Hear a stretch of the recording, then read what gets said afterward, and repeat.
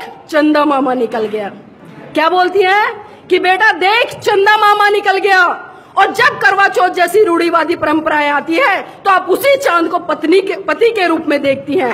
तो कैसा दोहरा मापदंड।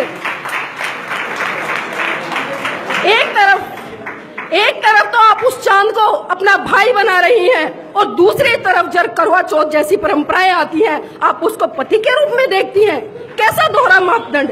क्या यही हमारे महान पुरुषों ने हमें सिखाया?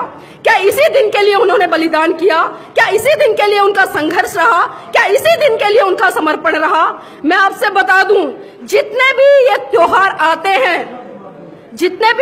आते हैं यहाँ पर आप सभी समझ रहे होंगे मैं कौन से त्योहारों की बात कर रही हूँ। आप सभी उन त्योहारों को बनाना बंद करें, क्योंकि साथियों आप कम से कम 50-60 हजार रुपए एक साल में उन त्योहारों पर बर्बाद करते हो। और वही पैसा अगर आप अपने बच्चों की पढ़ाई पर लगाए तो मैं गारंटी से कहती हूँ कि आपके बच्चे इस देश के प्रधानमंत्री भी बनेंगे।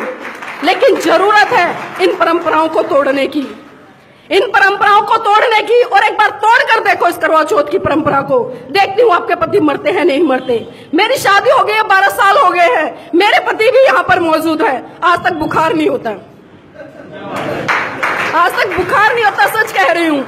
छोटी मोटी बीमारियां हैं वो अलग मैटर है, लेकिन जो बात आती है कि मरने की, पति की लंबी उम्र हो की, तो साथियों हमें जरूरत है आज जागने की, क्योंकि आज हम उस मुकाम पर हैं जो हमारे महान पुरुषों ने बलिदान दिया, उसके खातिर आज हम यहाँ पर आज पहुंचे हैं। अच्छी नौकरियों पर काबिज है, अच्छी कॉलेजों में पढ़ रहे हैं, अच्छी डिग्रियां ले रहे हैं। मंच पर आसीन हमारे 2 साथी हैं जो कि जेएनयू से हैं।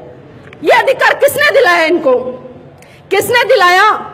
अगर बाबा साहब इस समाज के लिए इतना त्याग समर्पण नहीं करते, साथियों मैं गारंटी से कहती हूँ बाबा साहब ने तो 4 बच्चे मिशन मूवमेंट पे कुर्बान करे हैं। जिस दिन आप एक बच्चा भी कुर्बान कर दोगे ना, मैं मान जाऊंगी कि हाँ आप बाबा साहब का सम्मान करते हैं। लेकिन हम दोगलापन दिखाते हैं, हम सिर्फ दोगलापन दिखाते हैं, दोगली बातें करते हैं। हम बात करते हैं मिशन मूवमेंट की, लेकिन जैसे ही घर में घुसते हैं तो वहां पर घंटियां बजती हैं। आखिर क्यों? अगर हम सभी आज यहाँ पर बैठे हैं, इतने स्वतंत्र रूप से अपनी बातों को रख पा रहे हैं, तो ये सिर्फ हमारे महान पुरुषों के बलिदान के कारण हो पाया है।